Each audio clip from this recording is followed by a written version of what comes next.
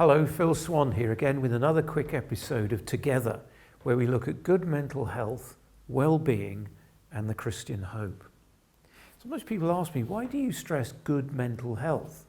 After all, if we have good mental health, do we really need help? Well, the answer is that we like to make a distinction at Together between mental illness and what we call good mental health. There's a huge spectrum within good mental health. There are times when we can have good mental health and actually feel very low, but still not come anywhere near what we might call officially mental illness. This is quite important. We've seen terrific strides forwards in the area of our understanding of mental illness, and also, more importantly perhaps, our response as a community and as a culture to it.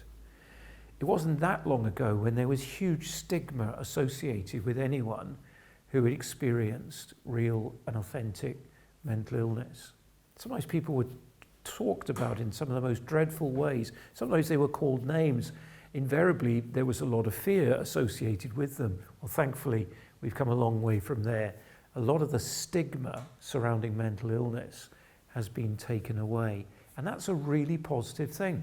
It's difficult to pick up a magazine or a newspaper today or listen to the radio without hearing of a celebrity talking about their mental health issues. It seems that we're a lot more comfortable doing this, and I think that's a great thing.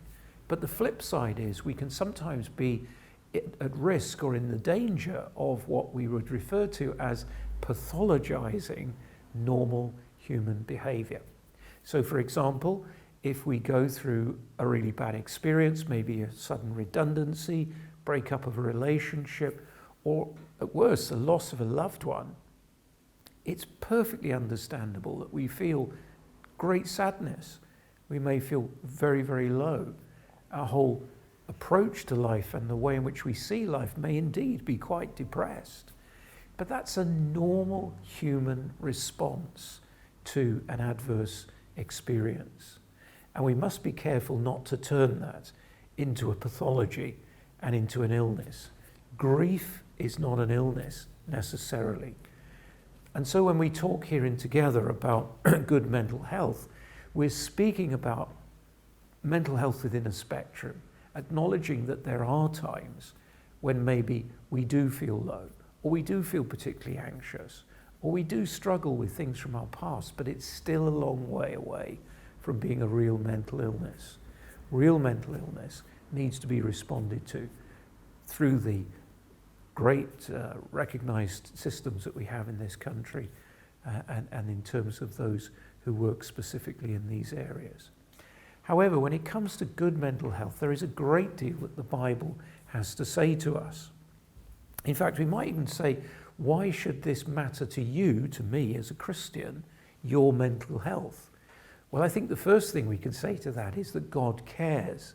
He cares about us when we're in difficulty, and he addresses these things so often. He addresses the human condition, and as a result of the difficulties which we experience as human beings, in addressing those things, he draws us on to see the wonder of who he is and all that he has done for us in Jesus Christ. The Bible is very honest about mental health struggles as well. Often, many of the characters within the Bible stories, who we might even regard as being a bit of a hero or a heroine, are often presented as people who struggled with doubt, with fear, with anxiety, with loneliness, with times when they felt overwhelmed. We see this in the life of the Apostle Paul. We see it in some of the Old Testament characters, a great mighty prophet like Elijah. The Bible doesn't cover this up. It recognizes that we have seasons in life and times and experiences where we may deviate from the midline and move into an area of feeling very low and very experiencing great difficulty, and yet at the same time not be mentally ill. Now, I think it's really important that we acknowledge this and we seek to address it, because ultimately everything we see in the Bible points us in the direction of the hope and the comfort that we find in Jesus Christ. And that hope and comfort is available to us because he has dealt with our root problem as human beings, a problem that manifests itself in a broken world that often throws up to you and to me huge challenges, huge difficulties. It's because it's a broken world, there are broken relationships.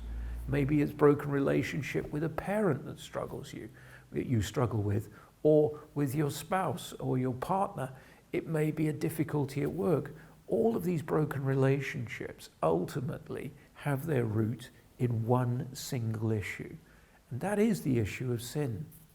That sin has done terrible things to our world and terrible things to our relationships. But the good news, the Christian hope, the good news is that Jesus Christ was sent into our world to destroy, to break the power of sin. And he has done that on the cross and by his resurrection. So when we struggle within the parameters of good mental health, we need to remember that there is a God in heaven who understands. He cares. And in his Son, Jesus Christ, he has broken the power that drives all the darkness in life. And in the midst of our difficulties, invites us to put our faith and our trust in him. It doesn't necessarily make everything all right overnight, but it does bring a great sense of comfort and identity in times that can be bewildering and difficult. Well, may God bless you. Thank you for watching and listening. And if you found this helpful, don't forget to like and share us on social media. And if you can, subscribe to our YouTube channel. You'll be kept up to date as we release further videos. God bless you.